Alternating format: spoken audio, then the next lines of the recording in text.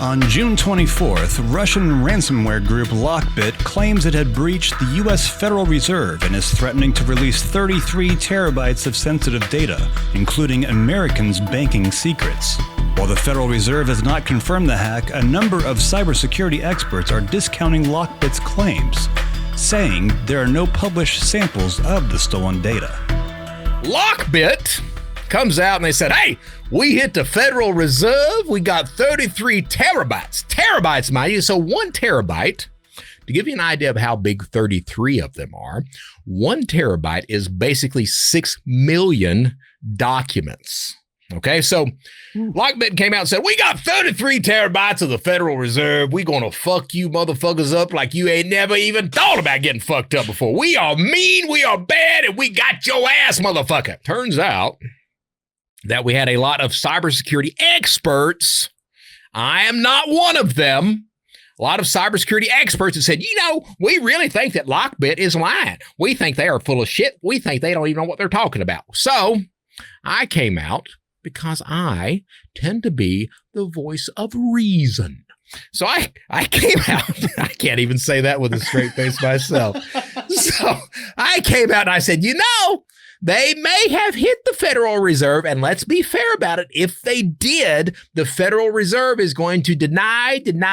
This is exactly the type of thing that the United States government would never, ever admit. I said that on Twitter, said that on LinkedIn, said that on Facebook.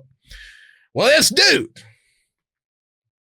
dude immediately chimes in. It's probably fake. Don't take my word for it, but it probably ain't real. So I had to put up with that. And it turns out that, they did not hit the Federal Reserve. They hit the Evolve Bank. So Evolve Bank is one of these crypto banks, and they had already been lambasted by the Federal Reserve for having improper security and everything else. And it turns out that LockBit hit them. It also turns out that some of the followers of some of these Twitter talking heads are fucking cult members, assholes, and I hope they're never able to copulate. So you don't know, but before the show started, I was talking about how I really, people that I don't like, I really hope that they're never able to breed. And I was saying, hey, we could make our own little segment about that. And it'd be kind of cute. And then we got into what would that segment look like? What would the bumper look like for it? And I said, well, we could have 2 little stick figures that are trying to get together. And they're not, because there's a big red X right there. And I brought that shit up because I was talking about Ilya Lichtenstein, the subject of today's show. And I said, I hope that Ilya, justice would be him never being able to have a child. And I really hope that Heather Morgan is walking down the street one day and her ovaries just drop out and splat on the ground. Splat.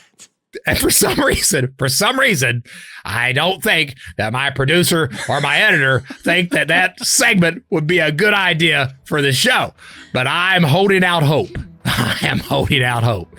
So let's go ahead and get on with some more stories.